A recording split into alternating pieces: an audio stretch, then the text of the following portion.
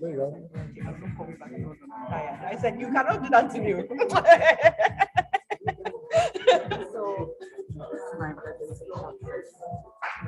There you go.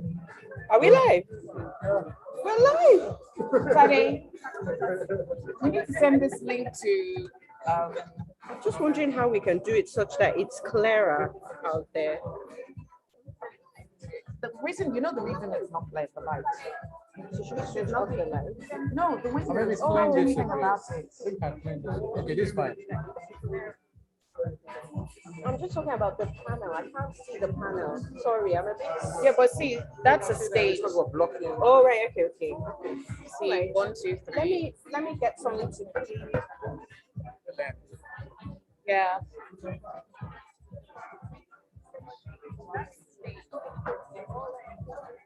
I wanted to be able to change that presentation, but it's okay. The one I'm doing. The one. Oh, You now can- it's shining in my head. It's way behind. Do you notice? No, I'm good for now. You want to bring it forward a bit Easy. because we can. How? It's fine. I think it actually Are you works. sure? Yeah. As long, you know why? When you sit against a background that has light, that's what happens. Yeah. That's why it's dark. As the night wears on, It will get brighter. Okay.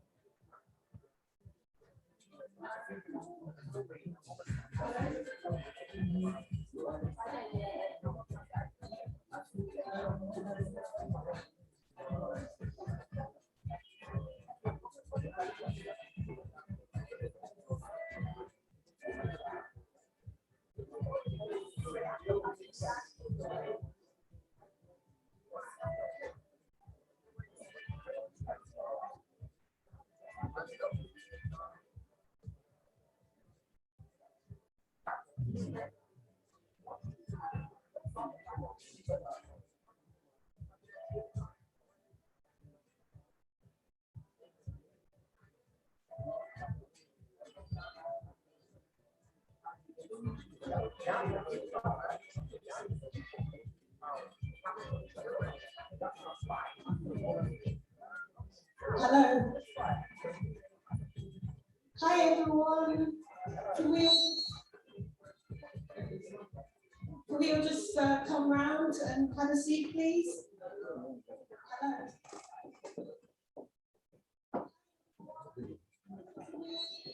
For those of you still enjoying a game of IO,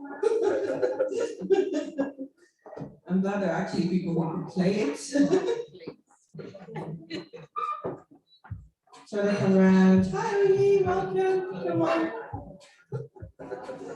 Good to see you. It's been forever.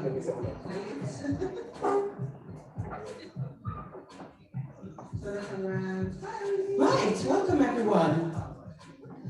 Thank you so much for being here on a Sunday afternoon. You're so welcome.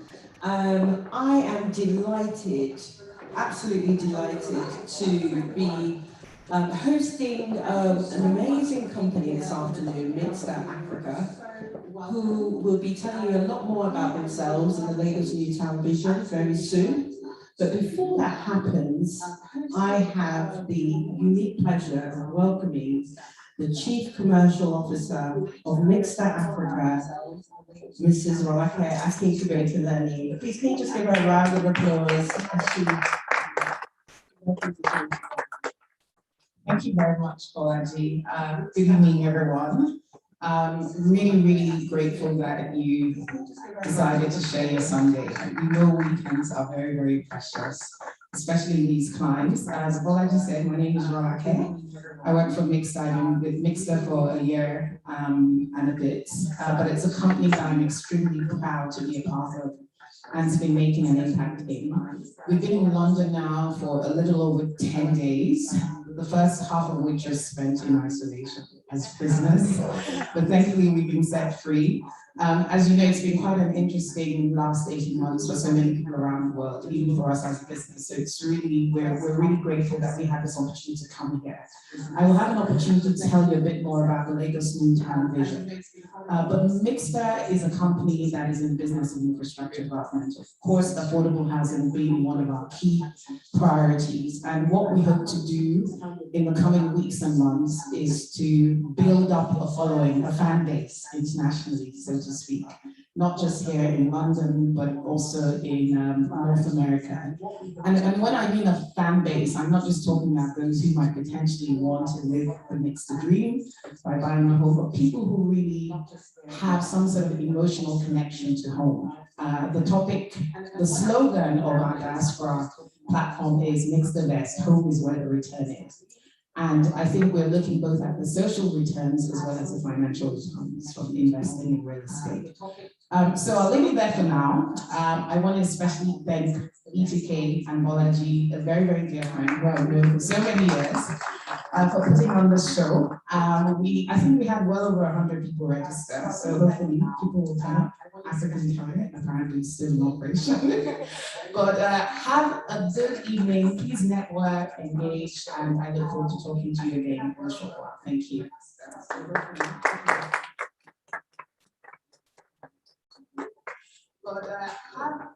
Okay, thank you. Probably didn't introduce myself properly. I'm just assuming that everyone knows who I am. That's a bit presumptuous, isn't it? My name is Bolaji Shofulue, and I'm Managing Director of a company called the Enterprise Trade Knowledge Group. Our goal is to promote trade between the UK and Africa, and that's just not trade in services or products, but also sort of creating a bridge between the continents, particularly since there's a huge diaspora population out here, and we're beginning to look back at how we can actually invest in our continent again. And so this for us is a very exciting event. Usually we do it the other way around. So we have these product launches and events out in Africa on behalf of our British clients. So it gives me an extra excitement to do it for one of our Nigerian or African clients here in the UK. So welcome to all of you. Just a bit of housekeeping, as you probably know already, we are on the 29th floor of this building. I hope you like the venue, but it also means that if there's a fire drill, which we're not expecting this afternoon, we probably need to exit the building. So please exit using the fire exits. Do not take the lifts, go down the stairs. We are also not expecting sort of any kind of untoward terrorist attack today, thankfully. So if please don't panic if there's if you hear anything, or we're just hoping that we have a hitch-free afternoon. Toilets are through the door, so if you go on your right and follow the signs all the way down to the right, all the way down the hall to the right, I believe, then you will find the toilets. So that done, I'm going to introduce our distinguished panel that will be speaking this afternoon. I will start with the moderator, Juliana Olainka, who is one of Nigeria's finest in the UK, an award-winning broadcaster for Channels TV News, but also she runs her own consultancy company, and she is going to be moderating the panel. I'll allow her to introduce herself when she comes on stage, so please welcome Juliana. next, I would like to introduce the one, the only. I said that he owns all the real estate in the UK. I know that's not possible, but, but this is the guy to go to when you're thinking about buying a property in the UK. But beyond that, he's one of the most, I would say, benevolent advisors. Because I always say to him, you need to charge for the advice that you give. But he's right in the center of the real estate and property business in the UK. He's the CEO of Daniel Ford. And I am just welcoming Mr. Yemi Edu, the one, the only.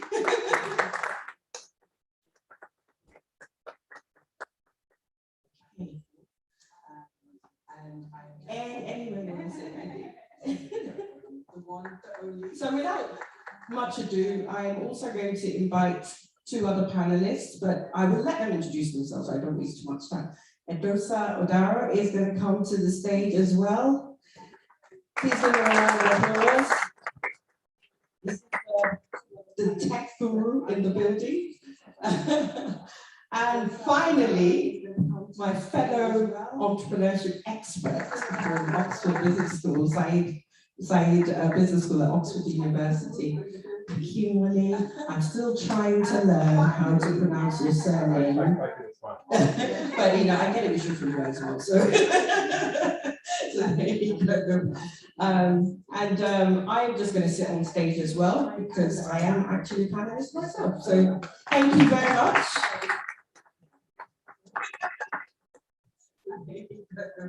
I'm just going to sit on stage as well. Good afternoon, everybody. Thank you so much for coming. Roger, thank you for putting this on. And Balaji, thank you so much for asking me to moderate this panel. I hope we're going to have an honest discussion because, of course, yes, there are so many opportunities, and every time we talk about Nigeria, opportunities, opportunities, opportunities. It's a buzzword, but that needs to become a reality. And I know that Mixter and the likes of the ETK group are doing their very best to ensure that all of the dreams and visions we discuss are trickling down, but there's far more work to do.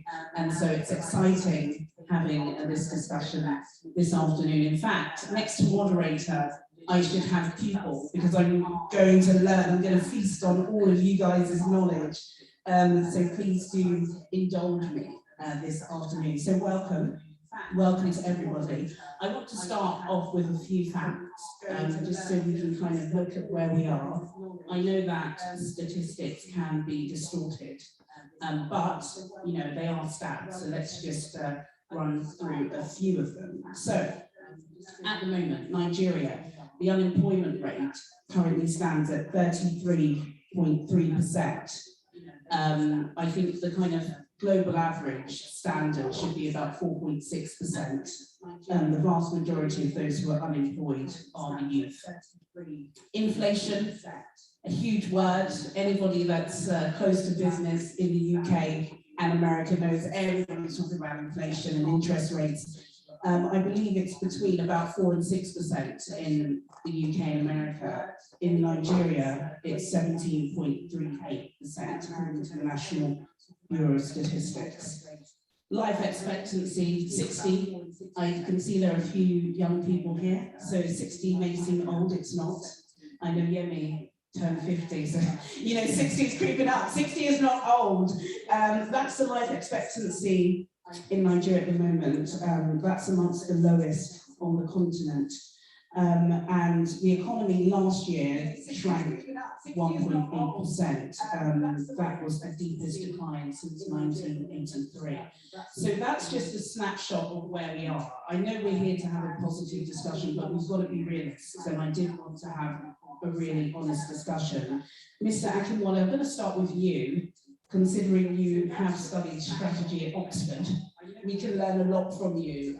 Recently, the Nigeria Economic Summit Group, they were looking at the future of Nigeria. Everybody at the moment, guys, is talking about 2050. 2050 is a benchmark for a lot of things, but particularly because obviously we know there's a race to net zero emissions. So everybody's looking at that year as being a pivotal year. So they're looking at some scenarios that Nigeria could find itself in by that time. One being Nigeria stagnates, so pretty much same as we are, life expectancy maybe up or down a couple of years, same story, same kind of groups in WhatsApp, complaining, moaning. You know, we get a little bit of greatness with our music and our food and our arts, but pretty much where we are. The other possibility is that Nigeria fails. And we know many people do want Nigeria to fail. Many people not happy where we are and us being together. And if we go along this trajectory, it's possible. And the other, which is what I know Mixter want, and which is what I know a lot of us want, is that Nigeria prospers. Akinwale, where are we likely to go? Yeah.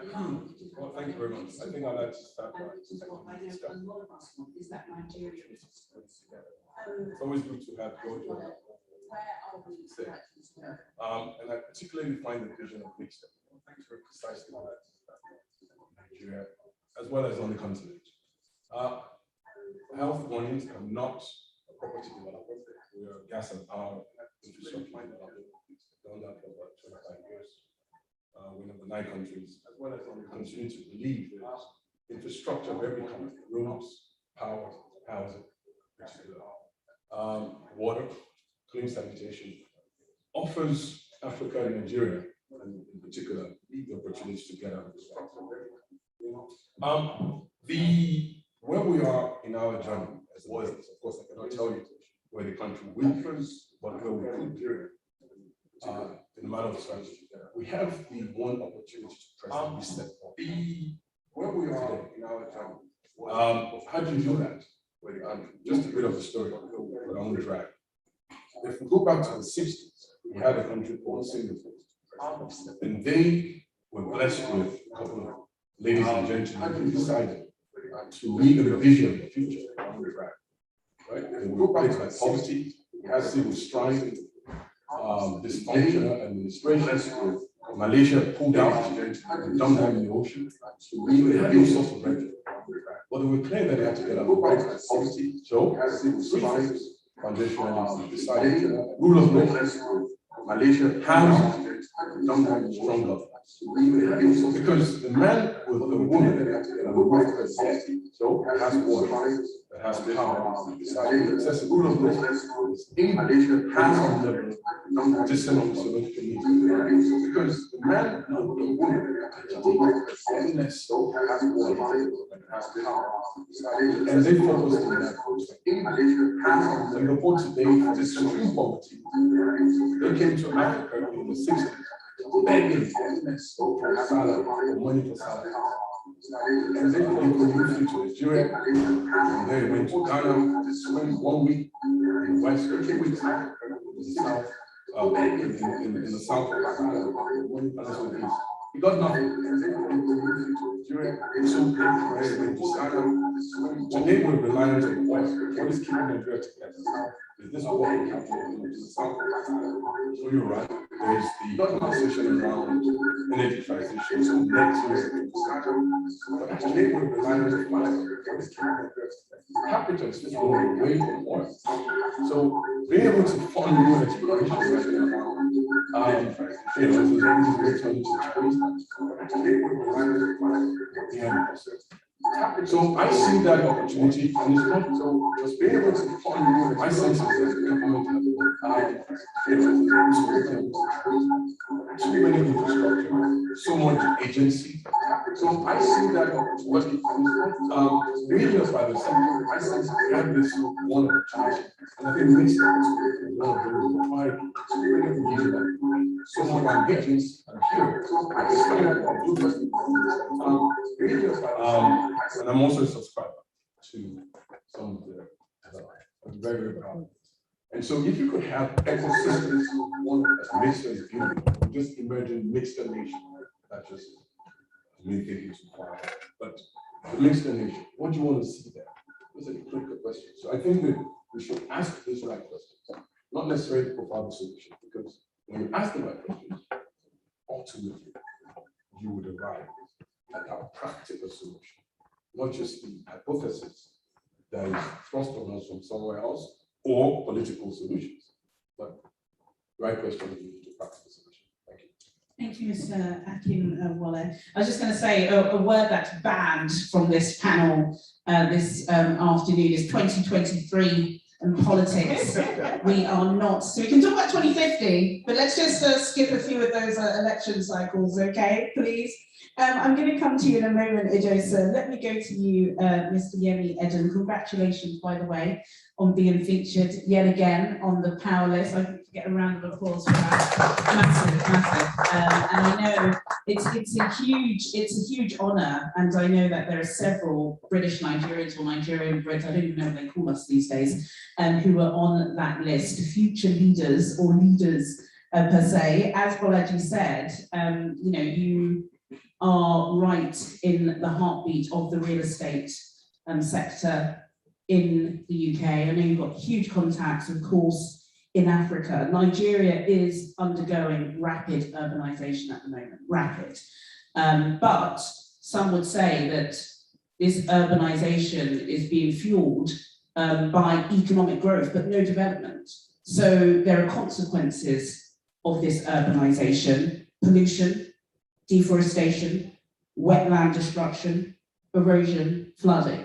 And that's because everyone's going to Lagos. Everybody's going to Lagos. They can't all go to Lagos. It's the same as London. You know, not everybody lives in London. I'm sure a couple of our panelists don't live in London. They've chosen to get out of the capital and get more space somewhere else. Are we seeing more investment opportunities for real estate outside of Lagos? If not, why are these conversations not happening? Why does everybody want to build there? Why are they not looking in other places, or are they? Thank you so much. It's a pleasure to be here this afternoon. I grew up in Lagos. I still have strong ties, and I know what Mr. is doing, and I think that's the way forward. I have to juxtapose my position with London, and we are all here today. I live in North London. My office is in central London. I've not been to Croydon or Youngs, neither have I been to Basildon. And the reason I would adduce to that is people that live in Croydon don't have to come to central London. You know, things are replicated. So you need to build little towns, you know. So it's the same Tesco that you'll find in West London, or the same produce that you find on the shelf, the same quality, you know. I think we're on our journey. Definitely there are improvements. Back to your question, why? Infrastructure, I think, is a major one. You know, it would be difficult for any developer to embark on the infrastructure required.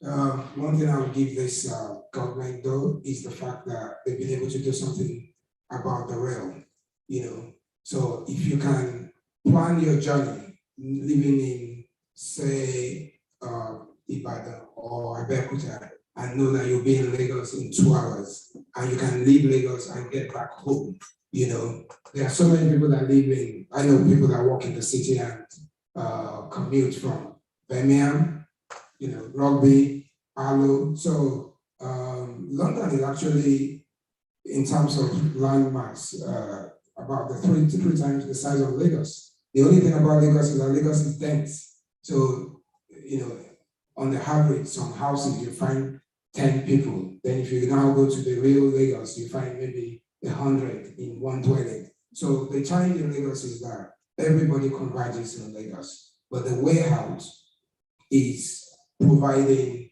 homes, security, infrastructure, and transport. And I think Mr. have already, they are one of the best benchmark in this regard. Because we look at some of the best developments in Lagos. Nikon is somewhere you can point to. Lakowe, which you guys are behind, are places that where, you know, places where people desire to live. We were involved with Ocean Parade in 2005, and I recall you know, when they did their showroom, I'm like, this could have been anywhere in the world. That was successful, you know. So we've started, but there's so much developers can do. We have to fine tune it so that the infrastructure, the developers, and the off-takers, for people in the diaspora, they will still yearn. And this is the best time because of affordability. Your pound will stretch, you know, and get a lot more, you know. But why would they want to live in a particular development?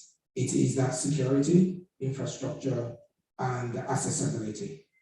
Absolutely, thank you, Yemi. We'll touch back on some of those points you've raised shortly. Let me just go to you, Edosa, before I come to my sister, Balaji. Edosa, you're used to leading teams that bring back the buck.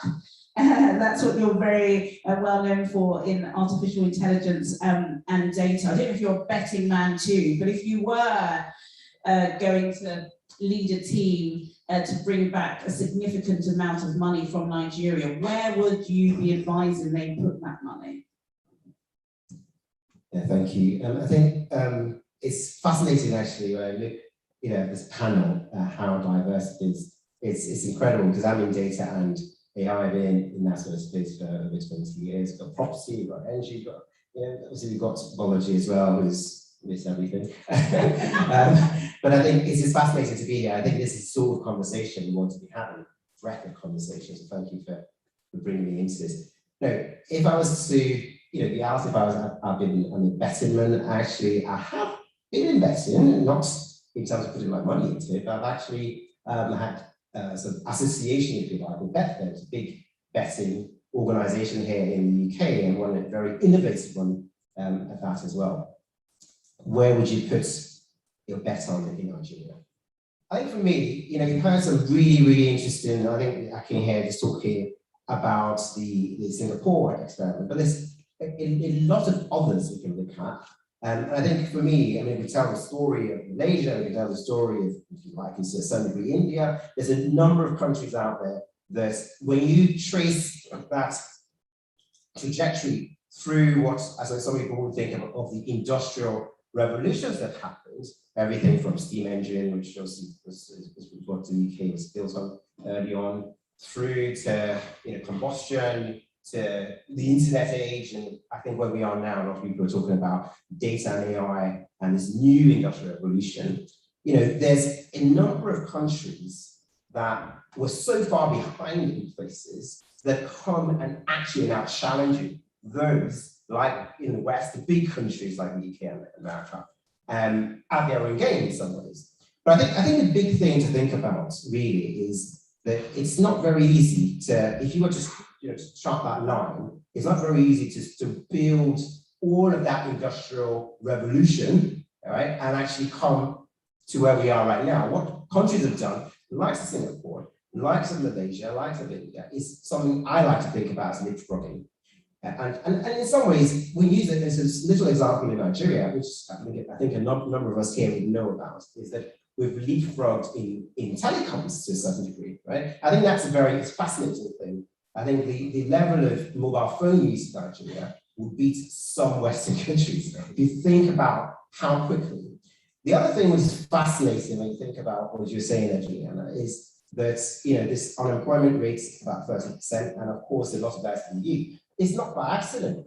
Actually, Nigeria and a lot of Africa is a huge amount of the population, which is partly down to this thing about life expectancy, is actually in the youth. The percentage of people in that population as youth, or in the youth bucket, is very high. There's a lot of correlation there, actually. If you think about it, the youth are the guys who are in the technology, in the telecoms, in the mobile, so it's a huge opportunity. So for me, I think if you were to put a bet on something, it's really how do you use technology better? And when you think about leapfrogging, I don't really think too much to the Singapore experiment, because that's very heavy. You know, of course, they've done it, they're coming from the 60s and come here and they've actually come through almost the hard way.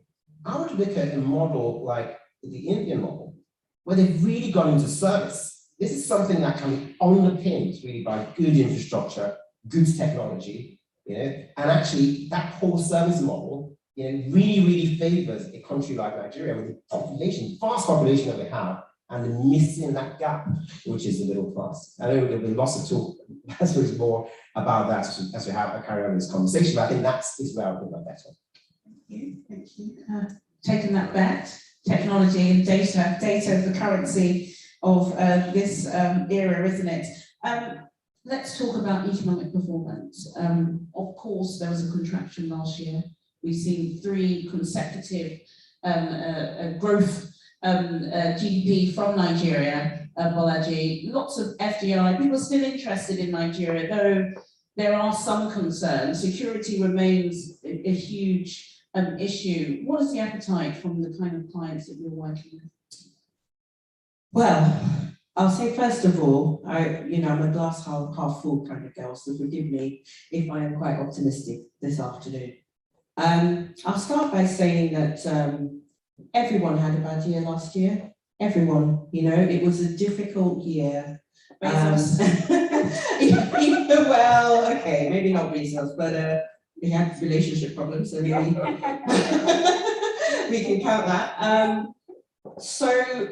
And there's something clearly that the investors know that I think a lot of us that you said, like moan in the WhatsApp groups, don't know. Because investment is alive and well in Africa and Nigeria particularly. With ETK, we get about maybe 11 inquiries per day on average about going into the continent. Out of that, 8 of them will be for Nigeria. So for some reason, people still want to go into Nigeria. And it's really quite fascinating. It bucks the trend because there was a time that even my team at ETK were thinking, maybe we shouldn't do Nigeria for another few months because getting money out for our clients is so difficult. So maybe we should just put Nigeria on hold. But when every single day you're getting inquiries from companies, I'm not talking just small companies, anything from a turnover of 100 million all the way into the billions, you're getting inquiries about Nigeria. What do you then do? You can't ignore that. And I think where it's coming from is the enthusiasm around technology. So I'll go back to what you said. Everyone's hearing about these amazing tech deals that are closing daily, and they're thinking, clearly there is an opportunity here. The other thing that we're finding is that the other hat that I wear is that I'm the chair of an engineering company, board chair of an engineering company. And one of the things that they're doing is ramping up their investment across the continent, particularly Nigeria. They've decided to put their headquarters for Africa in Lagos. So again, the other question is, why? They see that infrastructure is the future and they have to play, as an engineering company, a major role in that infrastructure development. And they can't do it from the UK, so they decided to set up. Regardless of what you see on the ground, Nigeria remains a great opportunity. Not everyone can japa, okay? and when you think about it, whether or not there's half the population does leave, there's still 100 million people to provide products and services to move around, so logistics and transportation. There's still all of that. That is that's 5 Hollands, 5 Netherlands, when you think about it, in one country. So the opportunity will always be there, and the economic recovery really depends on how well the monetary and fiscal policies are developed and how they're implemented. And we know that that's been all over the place recently. But I do strongly believe that there's a separate private sector that is thriving in Nigeria for various reasons and will continue to do so. Absolutely, here. Thanks for that, Bolaji. You've spoken about the market, and I know we spoke about this off the panel, and I want to throw this out to our panelists. But who can buy these swanky properties in Banana Island? Who can buy, this produce coming in when poverty, unfortunately, is a huge problem in Nigeria? It's, you know, a lot of us in the diaspora are carrying the burden of that poverty. You know, we are providing a welfare system, aren't we, basically, for our relatives and loved ones who can't afford it. The Wall Street Journal recently put out an op-ed on these kidnappings for ransom. And they said, well, obviously it's because, you know, the youth are unemployed, of course they're going to do it, and, you know, they're earning lots of money. So how are we going to, you know, branch that topic and eradicate poverty, as we've seen China have done, haven't they? They managed to pull over 100 million people out of poverty. Yes, there are still poor people in China, but it can be done, can't it? Yeah, no matter that. I would say that everything is interconnected. And there's no one silver bullet. The notion of entrepreneurship in the likes of Lisbon, doing very simple things is very relevant about creating this beautiful ecosystem of communities. In itself, create jobs, right? They're the last mile laborers, there are those who are semi-skilled, there are those who are fully skilled, they're the experts, they're the expert Nigerians, there are all sorts of labor attached to what makes the jobs. So if you can create or you can enable 1,000 mixers, you're creating more jobs. What China did took years, decades. And that is the essence of the reset point. That whilst it's great to aspire, as an economist, we say that demand is not effective if it's not backed up by cash. Right? So there's so much that we want to get done. We want to turn Nigeria to America. We want to turn it to other beautiful places, India, etc. My sense is that actually Nigeria is better than all of that if we just face the reality of what needs to be done. So technology, my brother spoke about technology. In strategy, we say that technology creates new markets. New markets in itself create new wealth. The wealth has a way of trickling down. So everything is interconnected. If we take 4 tools, innovation, collaboration, good governance, and thinking outside of the box. If we take this 4 as just questions you want to ask yourself, how can we better innovate?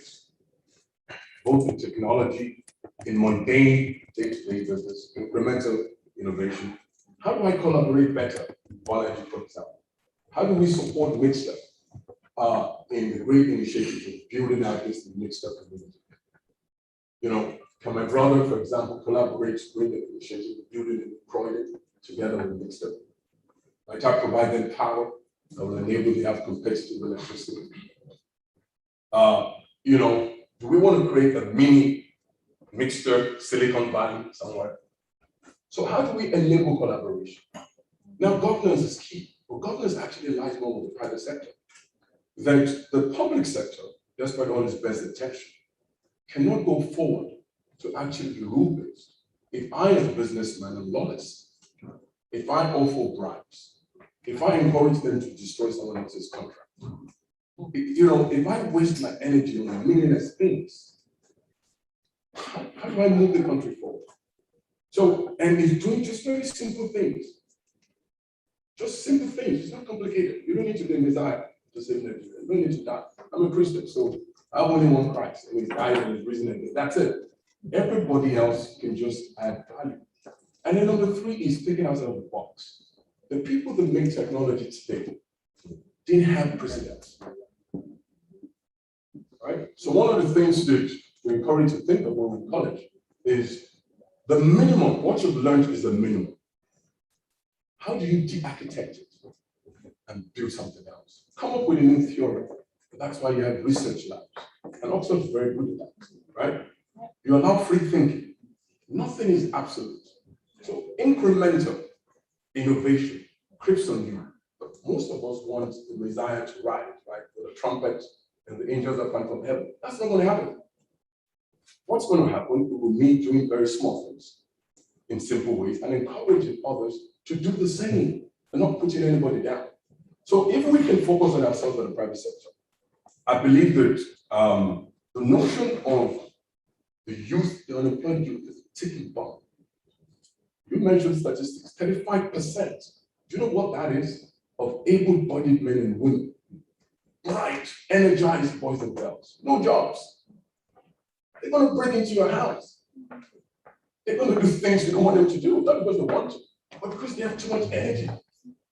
So if we think that, and I agree with Bolaji that Nigeria offers one of the greatest opportunities in the country, but the troubles are real. But if you take each of those troubles, take FX, for example. How might I bring in my brother Gideon, for example, from the UK, put in 100 million pounds into Nigeria? I have to think through how he's going to get his money back. It's not necessarily with the government. You can think outside of the box and find a solution. We're doing that. We injected over 13 billion into a small business. But we had to think outside of the box and how to create the USD revenue that take that money and ensure that those who have invested in that venture, who are in the US, in Pakistan, in the UK, they actually get their returns. That's guaranteed. So if we take those four tools, somebody else should smash it up and think about something else. Innovation, collaboration, good governance, and of course, thinking outside the box. I think that, and if we can go into all our social groups and press this message and tell my brother, I don't want to hear gossip about anybody else.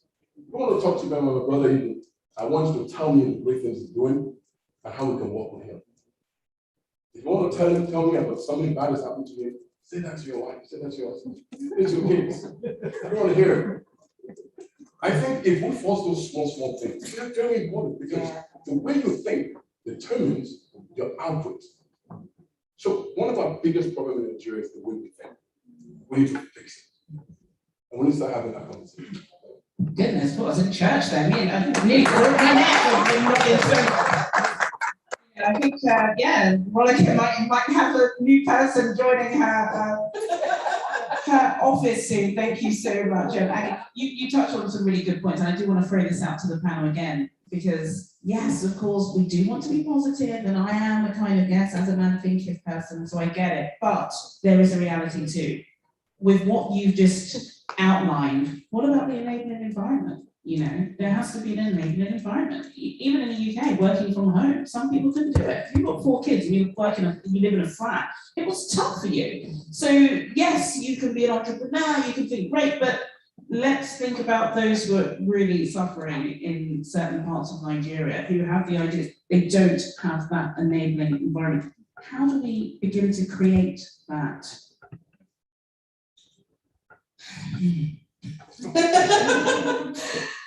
You know, you're right in that even, you know, as hard as the private sector tries and pushes to create, if you like, an alternate universe in Nigeria, you will still encounter the issue of governance. You know, you will still encounter unhelpful policies.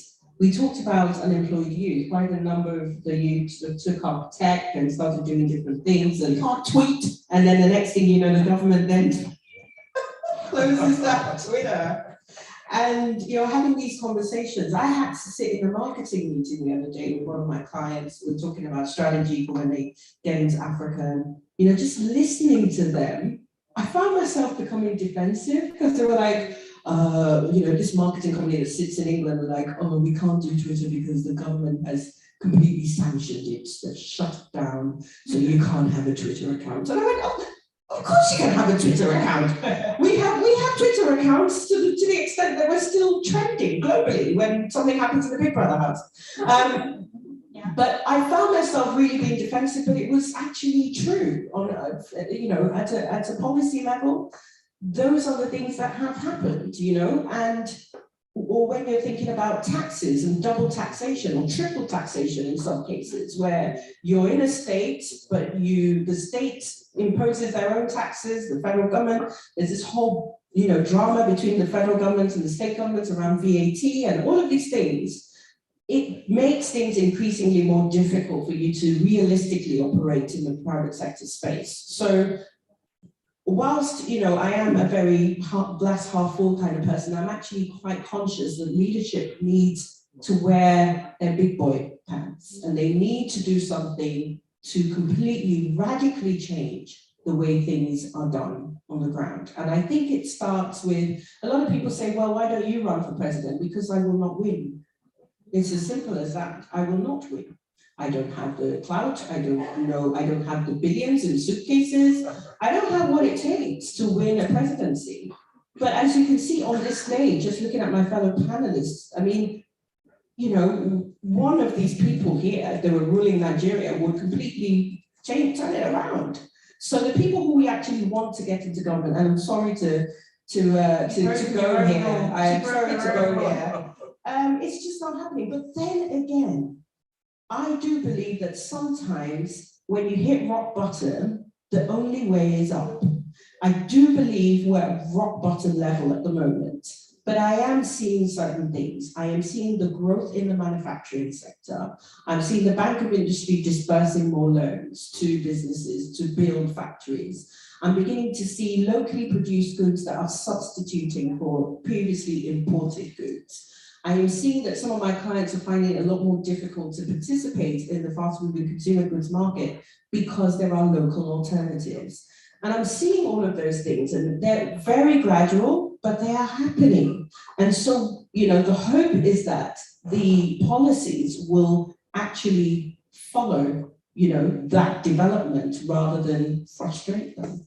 Yeah, thank you, Bolaji. Jason, Yeah, I just think it's fascinating to hear all this, and I think that you know, we've heard quite a number of there there around enabling that we talked about infrastructure, talked about governance. I think for me, that's what I would like to add is this: to be able to actually enable the right things, create the right infrastructure, even create the right governance policy. You've got to know where you're wanting to go to. You've got to have strategy. You've got to know actually what is it in trying to build out.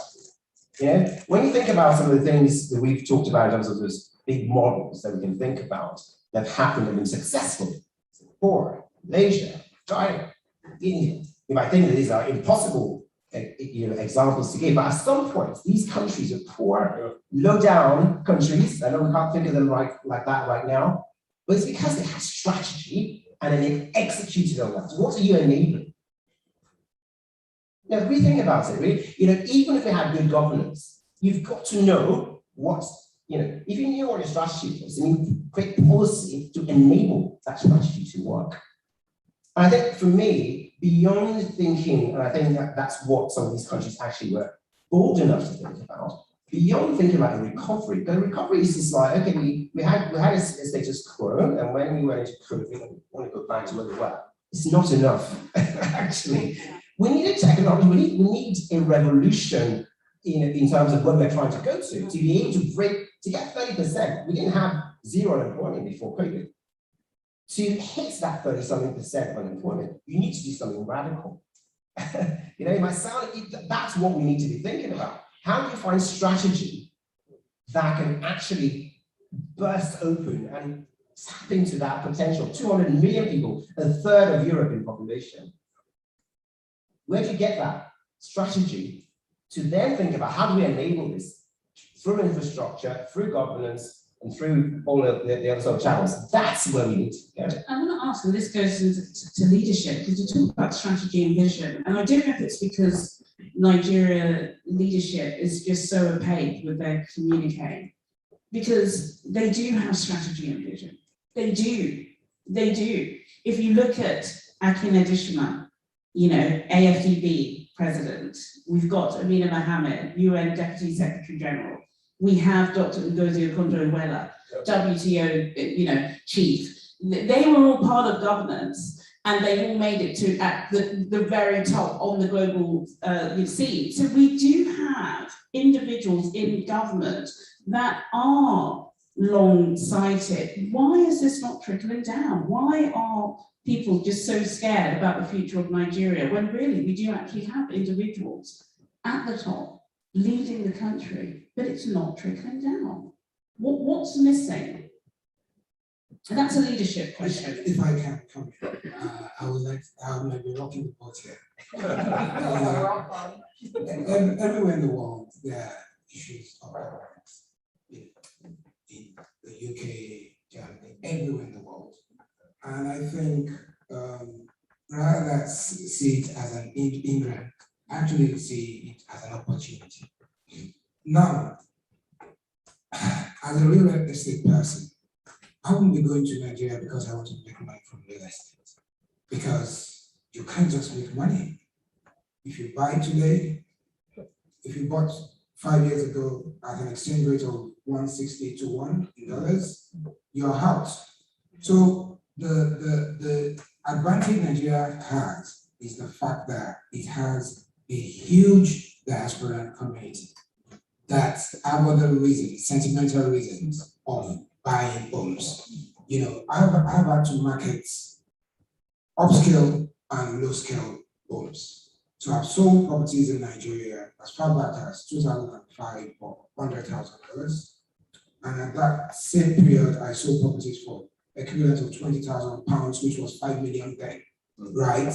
That £20,000 today will be about, That's about 14 million. 14 million from 5 million. So if you want to make money, Nigeria is not, there are better places to make money. But in interfacing with people, right? Interfacing with people, selling those products, I realized why people were buying, right? I had to go, I had to market through TV and things like that. And people were calling from France, from Ireland, and things like I don't like where my mom lives. I would like to buy this property so that when I visit, rather than stay in the hotel, I can live as a family. You see, we shouldn't get deluded. There are issues of governance everywhere. Go into any of your locals and have a conversation about the UK government. You will know there are issues everywhere. But there are opportunities. I see energy. That youth brings opportunity.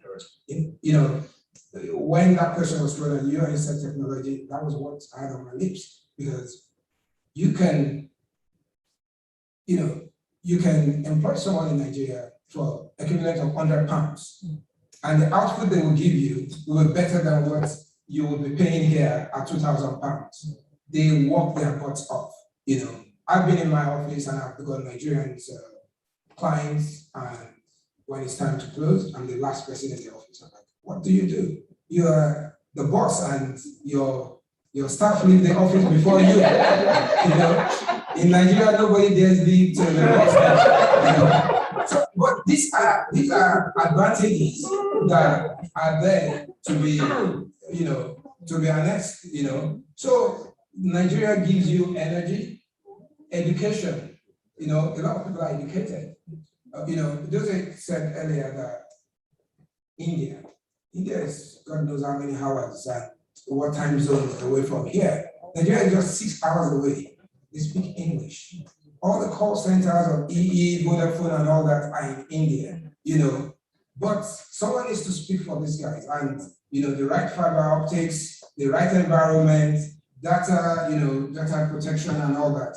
This is where the next opportunity is. Look, I've stopped talking about governance because it's a universal problem. We are lucky as a country with COVID. It gives Nigeria an opportunity to catch up with the world, because when telecom started, Nigeria has leapfrogged. But people forget that banking as well. The banking, I went into a local bank in Nigeria, I needed a Visa card. I got it there and then. You can't get that in the UK. With my name and everything, I could go out, walk outside and use it. Nigeria would leapfrog the West, right? In the Nigerian game. We shouldn't try to compete with the West in their game. And that is the mistake. I'll just cap it off by, I'm sure anyone that goes to Nigeria would, when you visit people, you see them in wrappers. Why are they in wrappers? Because it's hot, and this is a design issue, You are basically taking designs from the West to Nigeria. There's no cross ventilation. That was not how it was. There was a time I went into Landmark Hotel, and I think the first time I entered Landmark Hotel, I could tell immediately that this is Dubai. in terms of the palm. And it got me thinking, what is the design that is Nigerian? You get confused, Cypriot, it's all talking different things, marble, this, that. So we have to create our own nation individually. With what Mr. is doing, if it works, people start copying, replicating it, and improving on it. So I believe in mixed development, because if you look at an area like Wembley, it used to be an armpit of London. Now you've got a stadium there, and all of a sudden, hotels. Over 5,000 new apartments. But the key thing was the outlet mall. So you don't need to live there to go there. So there's a buzz, there's life. And when we talk about these things, I talk about infrastructure. There's a station right in front of you, a metropolitan line that takes you to the heart of London. So all these things would work in tangent, right? But let us focus on what we have control over. We have no control over the government. Brilliant, thank you, Yemi. To the audience now, I can see you're desperate to ask a question. Sorry, just we were going to do that after Raika's presentation. Oh, right. Do you want us to still do that, or do you want us to? Yeah. So we're going to do a general Q&A. Yes, so we do a general Q&A. Thank you all. Thank you, panelists.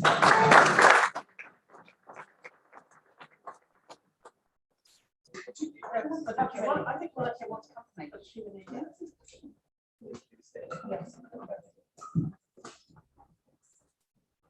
So I'm just going to give a very short 10-minute presentation. And I think really what we're trying to do is solve a lot of the problems that have been highlighted here to a certain extent. So yeah, please follow me. So I always like to start with this image, because this was actually, hope I'm not blocking it. Okay. This is actually, I think this is September this year. You can also see it on the screen. It was one particular day I was sitting up in my office in Victoria Island, and from across the way I could see a co-Atlantic.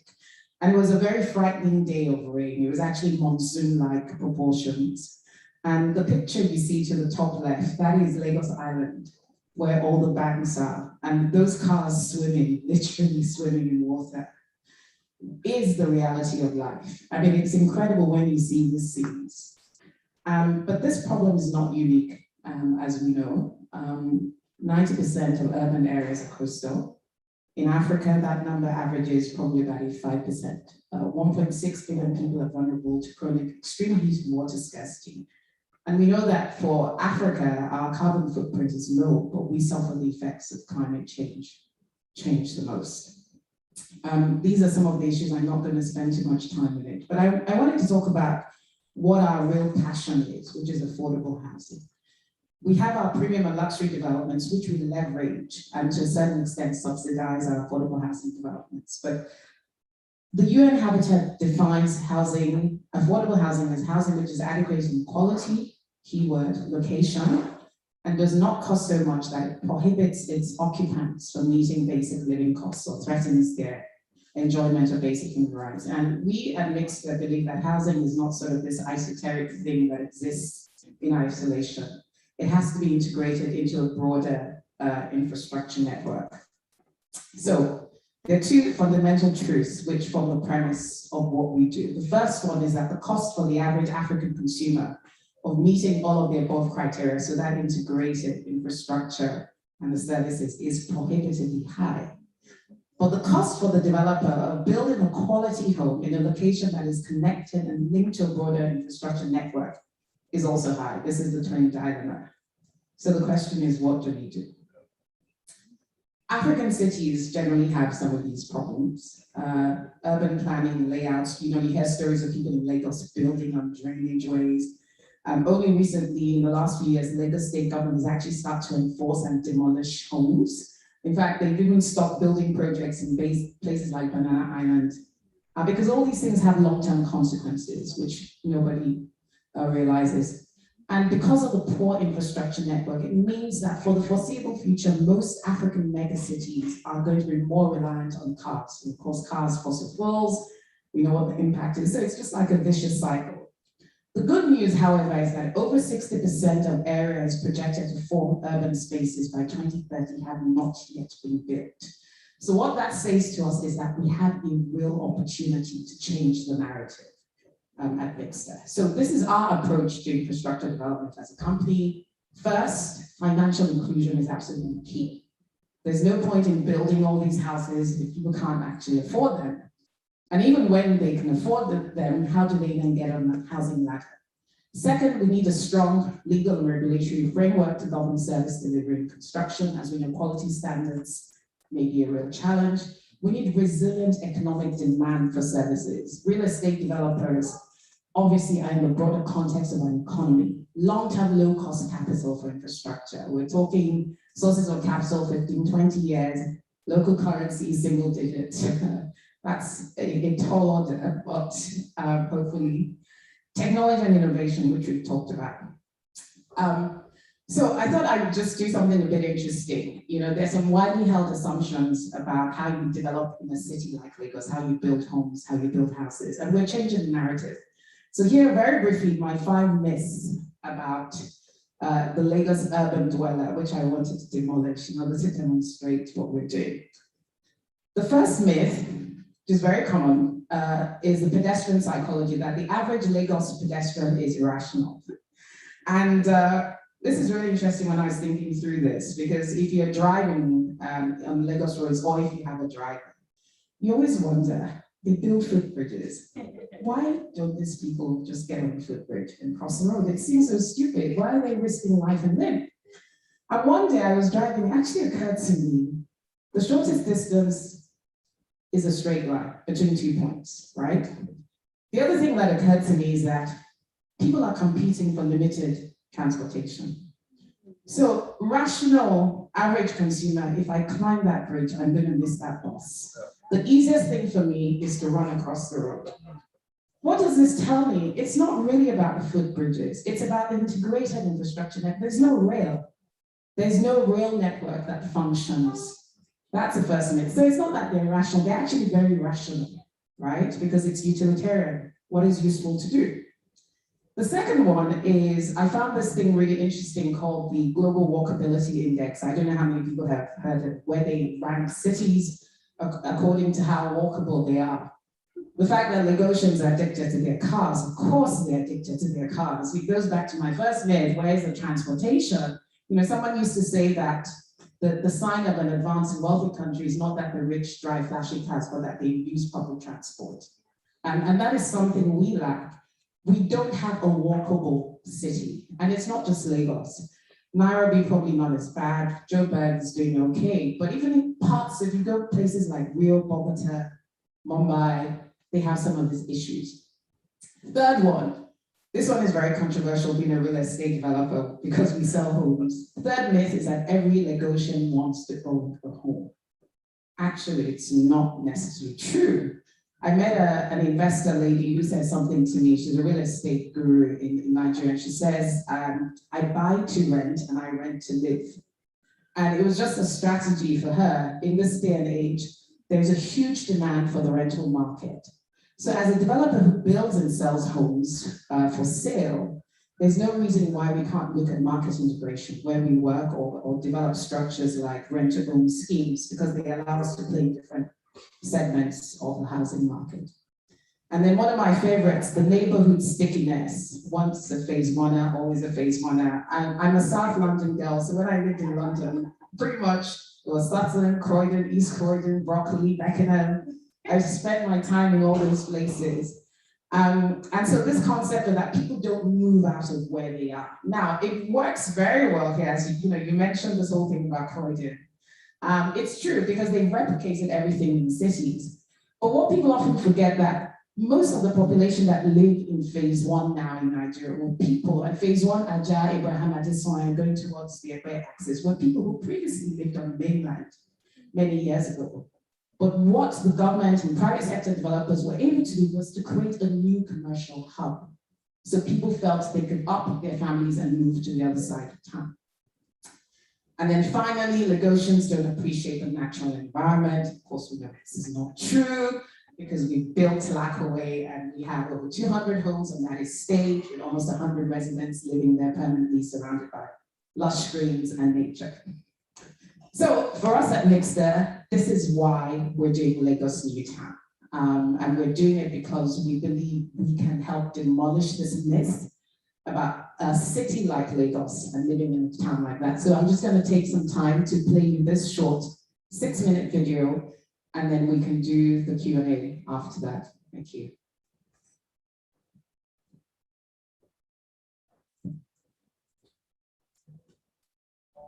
Mixter Africa is one of Africa's leading real estate infrastructure developers. We're in the business of building communities and transforming African cities through our real estate and affordable housing projects. What is it that is the bedrock really of communities? It's the infrastructure. It's the civil infrastructure, it's the roads, it's the power, it's the sewage, it's the waste, and it's also the water. If you think about our slogan of building communities, it is really about creating a lifestyle that people can relate to. And how we do that is we develop cities that have a full spectrum of infrastructure, amenities that allow you to live, work, and play in the city that you live in. Lagos Newtown is a new community that we're building along the Lekki Expressway. Upon completion, it's meant to have a population of over 200,000 people. It's a development which we started about 10 years ago. In that period, we've made a lot of investments, we've built new communities, but it's still work in progress. So you asked the question, why do we believe Lagos needs a new town, so to speak? I think not many people realize the extent of the challenge that we have in the city of Lagos. If you look at the last 60 years or so, the population of the city has grown by over 2,000%. By comparison, if you look at the city of London, with a population of about 8 million people in 1960, and you'd be shocked to note that today, the city of London still has a population under 10 million people. Compare that to Lagos in 1960, less than 1 million people. And today we have 20 million people living in the city. And it's clear that the government hasn't been able to spend enough money to provide the infrastructure for that population growth. And I think for us, we've taken all of this on board. We think that new communities are required. At the center of that is the need to provide infrastructure to make such communities function the way existing places, communities do not.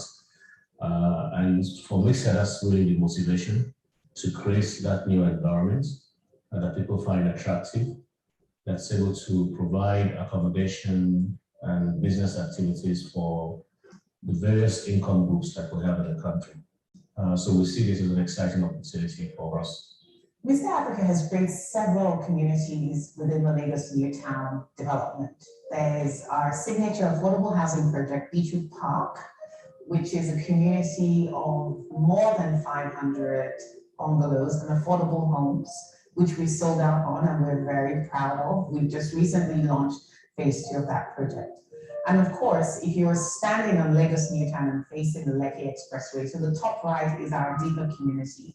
This is a community of over 200 homes surrounded by greenery, parks, open spaces, convenient for families, convenient for professionals.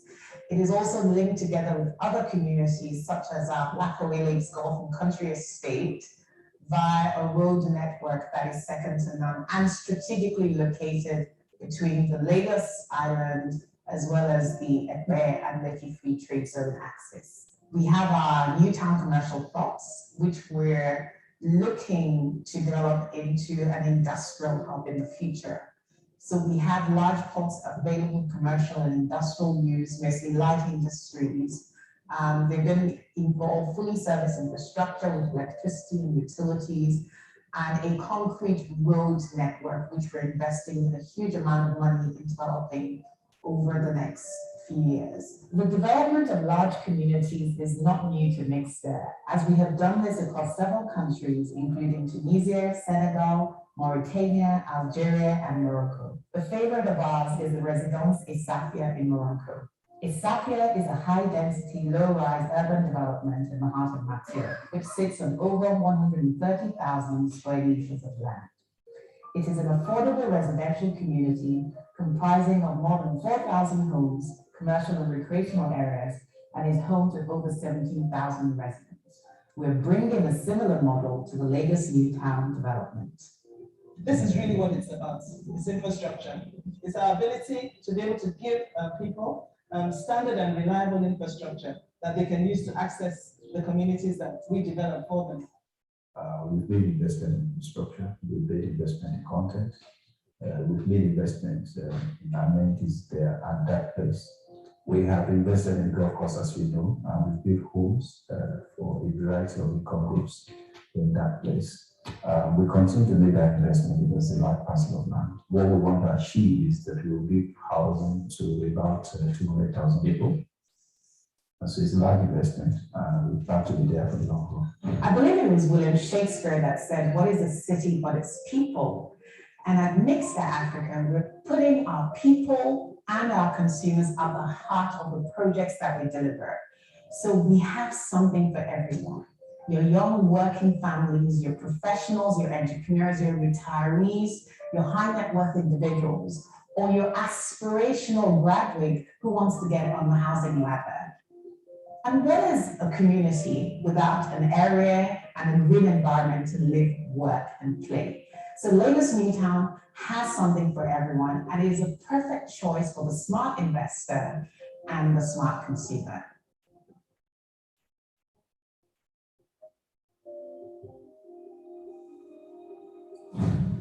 Okay, thank you. I think we'll leave the presentation here, and we'll take Q&A. Thank you very much. Wow, congratulations, Volunteer. That looks very, very nice. Hopefully we'll get some discounts and hopefully it's affordable. Hopefully it is affordable. Okay, so questions. Oh, okay, we have a question here. I'm going to...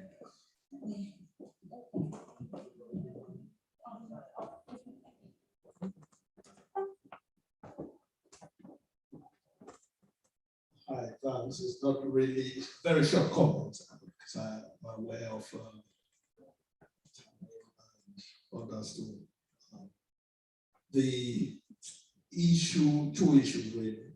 We've talked about the challenges and opportunities. My response to that would be basically a lot is going on in Nigeria, driven by the private sector, which is more like social re-engineering of the afflicted mindset. People get upset when I say that the mindset is afflicted. It is. But the good news, once you have what like Mr. is doing, it's a subtle way of nudging people to do the right thing, because government does not have the capacity, with due respect, that the Rolakers of this world would have. I've mentioned Ngozi Iweala and others. But in terms of trickling down, some states, Lagos is leading, Edo State is also doing its best. I know Mr. is somewhere in Edo State. So yeah, so that's the social re-engineering. It may not have been intended, but it does make an impact. And hopefully with peer review, states and governments begin to take after each other. I mean, the Lagos State governor actually said something which was bold in education. He did say that Lagos State, and he said this at Akure, I think 2 or 3 days ago, that Lagos State was actually copied Edo best, but have gone further. So that shows that once we are able to get folks to follow that line, then it becomes something that can now go or scale up. So basically, I think if there's any message from here, it is that there should be engagement between the private sector and government. So PPP is not just throwing your money in alone. It's about getting the best brains and minds that Nigerians do have. And quickly on the technology bit, I think that has not been properly communicated. I'm not talking about the speaker, I'm talking about the youth, the young people. Because I know OPay, the young child got over $200 million cash. That's the budget of Edo State. One young boy, I call him young boy, a young man who is under 26. And so, most importantly, we must look inward because what I find really troubling, if I have to say, is that young tech, fintech Nigerians are coming to Europe in droves to get seed capital. So they are really not working for themselves. The West is heavily buying their brains, paying this money. Thank you very much. Thank you, sir. And can I just ask, really great points there. I think we should have your name and your title as well, just so we can familiarize ourselves. I missed that. Okay, my name is Kede Ahir. I'm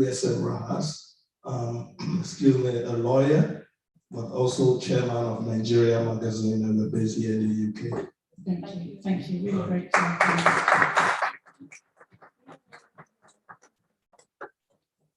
And we'll have your full name and title as well. Thanks.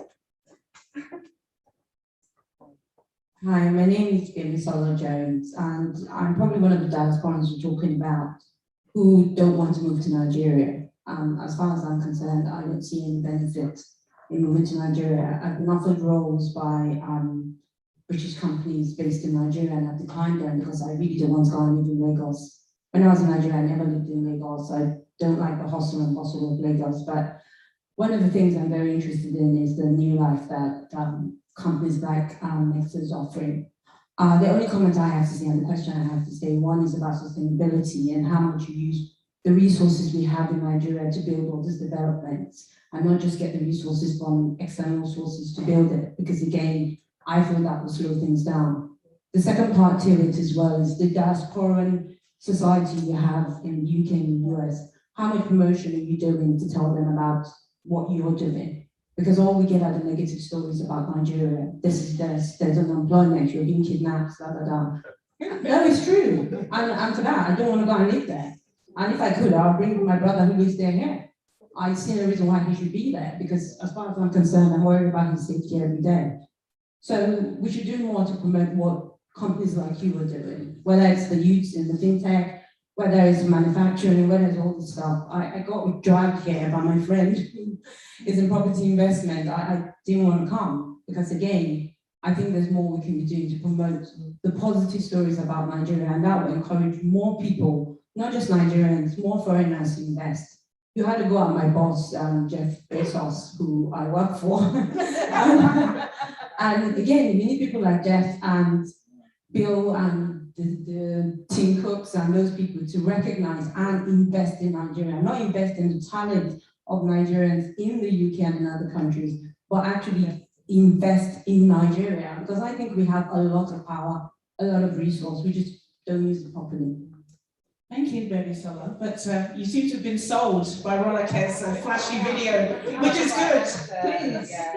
Thanks for those really apt questions, Baby Sola. First of all, I lived in the UK for 19 years, and I decided 6 years, amidst all these fears and concerns, to pack up and go back. It hasn't been an easy ride, and as we say locally, you have to shine your eyes, but it's been quite fulfilling because I do feel like I'm making an impact. But I agree with you, you don't actually have to be in Nigeria to contribute to Nigerian society. It just really depends on whether you have a specific mission there in terms of geography. On sustainability, I think Mixter is trying to move to 70 to 80% localization of our value chain. As you can imagine, we do both premium and affordable. Most of our affordable local sourcing is something that we do. And also, look, let's face it, the environment right now is actually incentivizing more local sourcing because of the FX challenge. But even across our construction value chain, which we believe is a key contributor to job creation, whether it's architects, our very first high-rise building on Lakaway Heights is being designed by a Nigerian architect called Tosin Oshinoa. That is something that we're actively promoting. In terms of broader sustainability, we're also looking at a smart city solution. We're moving towards green. We're also on the cusp of getting EDGE certification for a lot of our buildings, because as you know, buildings are probably the highest net consumers of energy on the continent. So sustainability as a whole, that community, we want it to be around for many, many, many decades to come. We also have regulations around homeowners and how they build if they buy land. We preserve a certain part of the ecology. So, you know, Mixter is an extremely future forward and progressive company, and we have a leadership that is driving that change. Your question around the fears and all of that, we do realize that the concept of a gated community sort of creates this idea of a bubble. You're still in an environment, you know, you have to go out, you have to do all that. So I think from our perspective, strategically as a company leadership, we do engage the public sector stakeholders around things like security. But as a company doing business in Nigeria, I always say that your social license to operate is just as important as a commercial license to operate. So for instance, in our Lakaway community, when we had the EDISA's protests and all of that, we were fairly well, because you know, we're looking at a school, we're looking at a health center, which will be completed. So that's the way we're looking to give back. I admit that we need to do a lot more marketing, and everybody here from Mixter is a brand ambassador. So hopefully in the coming weeks and months, you'll be seeing us more in the headlines, particularly because we want to build a base in the diaspora, and we hope that sooner or later you'll become a spokesperson for Mixter as well. Thank you. Well, okay, thank you so much. I want to bring it to the panel, actually. Does anyone want to pick up on Bemisola's points? I can sort of jump in, but I just first of all want to start by just congratulating Lisa for what you're doing. Actually, it's such an amazing achievement. I think this kind of idea, you know, wouldn't it be great? I think there's a good news story, which is what you're doing. I mean, you can see that. It's amazing to see. That doesn't really look like the pictures that we see of what Nigeria or Africa should look like. That's for sure. But I think the bad news for me is, you know, when you look at what Mixter is doing, okay, that community, New Town, Lagos New Town, 200,000 people. It's a lot of people. It's a lot of people. But when you think about it in the context of Nigeria, it's tiny. It's 1 in 2 in 1,000. Yeah, I'm sort of in that sort of space that maybe a bit too ambitious. In that should be very, very much closer to the norm. If that was really affordable, you know, I'm not saying it's not affordable from the context of what you're saying, but is it really affordable to, you know, 50% of Nigeria? Nowhere near, right? And I think that's where the opportunity is for Nigeria. That's where the real radical strategy around how do we not just recover, how do we become radical about where we're trying to go? Where does that come from? I think that's, to me, is where the opportunity is still. It's really something that we think about deeply. I would like to touch on the security bit. I've traveled a bit, and I will just use this to illustrate this point. In 2010, I was in South Africa for the World Cup, and in between I had to go to Nigeria. Everybody around me in Joburg were warning me on how dangerous Joburg was. If I use my phone on the streets, I got warned, like people get killed for less than this. Now, fast forward, I went to Lagos. In between, I was on Aula Road using my phone. People walked past me. You see, Nigeria has been very, very, Nigerians speak about the negative. You know, anything you can think of happens in London, in the streets of London. People get mobbed, people get killed, knife crime and all that, you know. But Nigeria doesn't even sell itself, you know. You go to airports in the world, you see signs of visit London, visit Morocco. Have you ever seen visit Lagos, visit Abuja? You know, so look, these times would create opportunity, and I'm glad you mentioned that. You know, let's come back up here. Yeah. we are acutely have a shortfall in housing. We need to build 200,000 new homes every year. Last year we built 30,000. So it's not an isolated problem. We just need more misters. You know, the next step for Mr. will probably be building developments that will be bicycle only. You'll be surprised that people would buy there. People will leave England to go and live in that environment. You know, let us talk less, like you said, about the 1% that's bad. Let us highlight the good bits. Another, you know, golf course is good, but not everyone's a golfer. Like they say, the older the man gets, the smaller the balls they chase, you know. So, you know, from basketball, football, tennis, and to golf, you know. You know, allotments, you'll be shocked because Lagos is a mega city. People are now living in apartments. I've seen that in London. No matter how small the allotments are, people want to farm. You know, we have to just be creative and you'll be shocked at the opportunities out there. Yeah. Okay, oh, brilliant. Yemi the comedian. Are there any other questions? I'm sure. Any other questions? I think we'll bring it back to the panel. Some closing remarks. Yeah, I think that a lot has been said, and a lot more can be said. But I think that the message here is that we have mixed up. And there's a lot more mixtures that could come up. The opportunity for infrastructure development in Nigeria, I think, is real. And I really love the way it was put it. Mixtures building out 200,000. It's representing 1,000, but that in itself, I'm sure that with a journey of 1,000 miles start with one step. So we have to celebrate what mixtures do. The essence of that is that the more you talk about what mixtures do, the more you enjoy it. I'm going to be enjoying it because I'm one. The more that mixture is able to encourage others to do the same, right? And the more they can develop much affordable housing.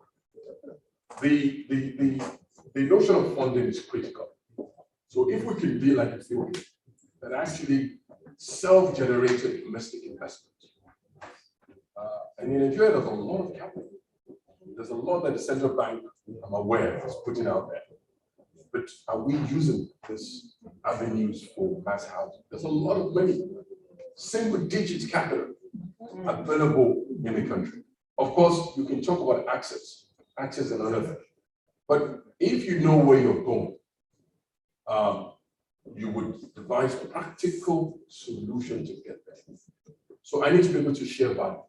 I'm not interested in developing investment that is driven only by economic. It doesn't make sense. We have to collaborate. I'm very serious about this because the more collaborative in thinking that we all are, apologies, the more we can do to create wealth for ourselves, but by so doing, actually create social economic change. So I do agree that the mind is critical. If we can affect ourselves just in this room, if I can affect my family and my friends, like Yemi rightly said, can you just stop talking about negative all the time? Can you put it in context? I've been attacked in Cape Town. Speaking of the World Economic Forum from Africa, just going across the ATM, because I wanted to give a fantastic elderly gentleman. I've been seeing him in the front of the top, the border, same age almost as my aunt, in his late 60s, 70s. And I said, this man is so humble, and I never have cash on me. So I said to myself, after my speech, I'm checking out this evening, I have to give that man something. So I run across the road to the ATM. I was almost mobbed. And you're a big guy. Three brothers of mine. I was almost, because the reason why I use almost is that they had knives to my back. Obviously the leader is always the smarter. To my right, had a gun. And then there's another younger man. Well, the guy with the knife is the youngest, and he was pushing this knife out. We had a short conversation, which I won't bore you. But at the end of that conversation, they had a change of heart. And the lady said, my brother, take out your money as much as you want. Nobody's going to touch you here. If ever you're in trouble, just mention my name. This is my name, X, Y, Z. Yeah, you have the passport to continue in Cape Town. Now that's in Cape Town. That has never happened to me in Nigeria. And in my younger days, you could call me the man of the night. I walked at night, I had meetings at night. I would travel from the Buchanata to Okui at 2 a.m. in the times of Shinoramu. Because this misfortune only happens to an insignificant entity, but we make this so famous. We put it on social media. Someone's head has been blown up. In DC, every 30 minutes, there's murder. Like, how many people is murdered in Nigeria? So the sense is that the mixed story is a beautiful story. I don't want us to ever forget that as we live here. Let's support it. Let's find ways that we can buy into it. I mean, you might not have all the cash in the world. My sense is that there are upcoming credits. It's still slow in coming.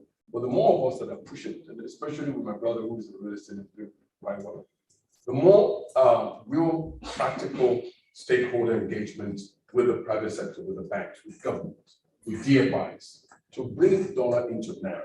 We need Naira funded instruments. We don't need dollar. We don't need pounds. We need Naira. If Naira funds Naira, Naira will sell Naira. And with time, I think the principle. Thank you very much. Thank you, Mr. Wale. Thank you.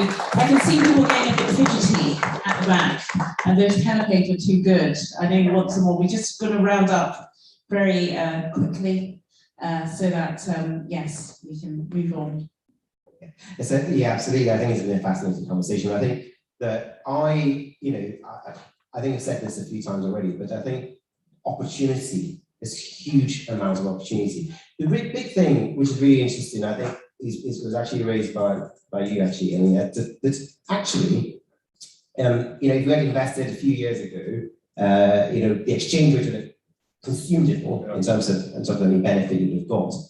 I think if we think really deeply about why that's happening, it goes back to your point, actually, in some ways, because it's really about, is Naira really funding Naira? And that goes back to the question about what's happening with the local economy. Even with this fintechs they're looking at, actually these are, one-off successes. Are they really affecting the local economy? Are they really affecting the local economy? Are they really changing the structure of who that demands, as well, like you were talking about? Are they really changing the structure of that significantly? I'm arguing not. Lots of that funding you're looking at is fighting, it's going out. It's not really sitting locally and developing the country like you're doing. So I think there needs to be more of that. But how do we create that opportunity? I think for me personally, my view is that to create that strategy, we're talking about how many very, very smart strategic minds there are out there. We've had big minds that are doing great things around the world. Why is it not changing Nigeria? It's a really good question to ask ourselves. And I think one of the things I've found in my experience is that we can talk about opportunities all we want, but there's some forces that stop those opportunities from actually progressing into actualization. I think part of the reason for that, and I think that's something we think about quite deeply, is that there is a kind of fear, almost a resistance to change. And I think if we talk about change, and we talk about the opportunities and the benefits of change without looking at those things that people are worried about, fearful of even, in that change happening, you're not going to get that movement. No matter how great your ideas are, it just won't. It happens even in this country. It happens in companies here. When you try to run a change program, if you don't engage with the other side, you don't get movement. If we can do that engagement, even create situations that feel like a win-win for those who are trying to benefit, but also from those who are already benefiting, we don't want that thing to change. If you can't create those kinds of innovative, creative policies that actually make that happen, we're not going to get very far, unfortunately. And I think that's what we think about. Thanks once again for the opportunity. I think the madness gives an opportunity for value,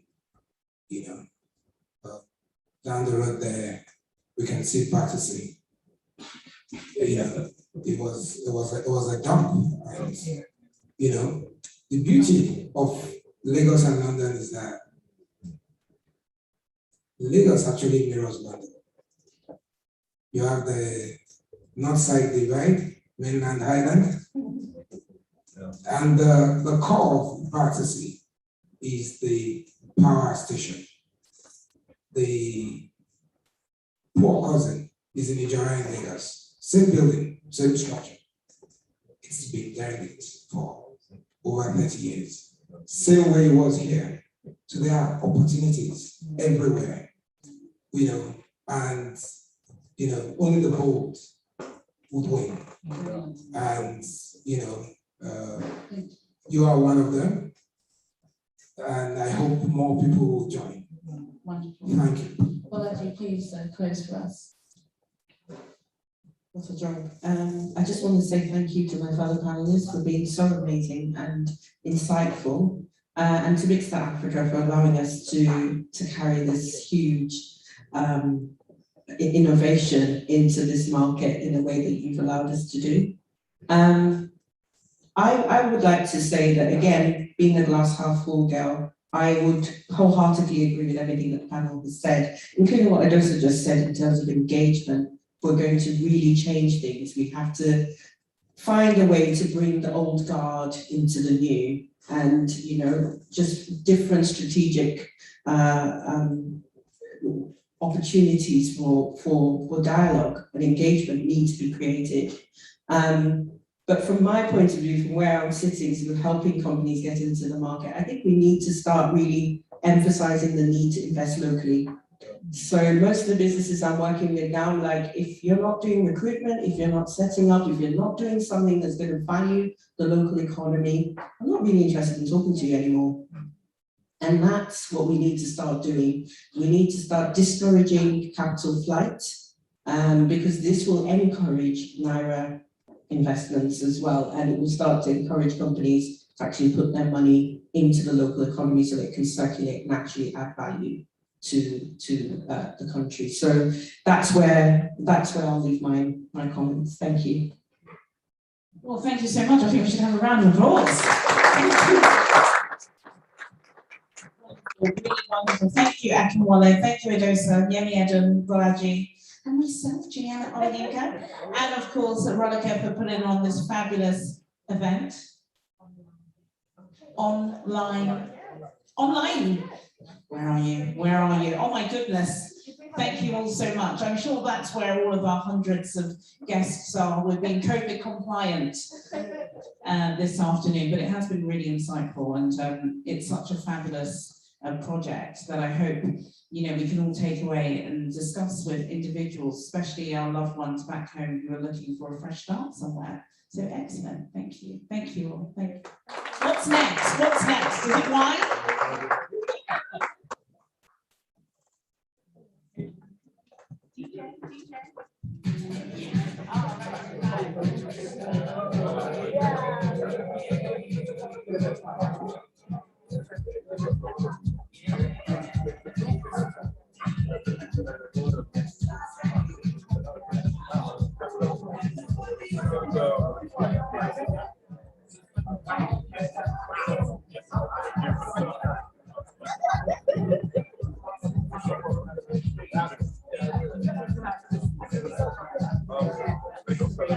Yes, please. Thank you.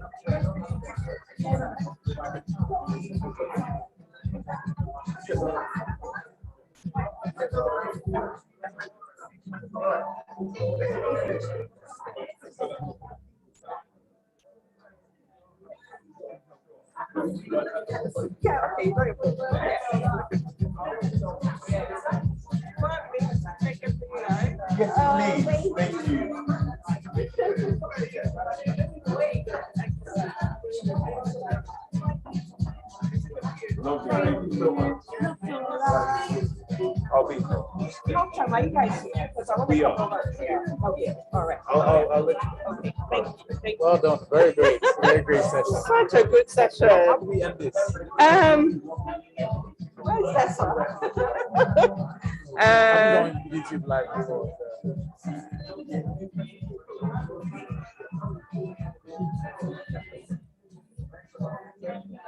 I think I've ended it. Oh, I think you had to end the meeting. And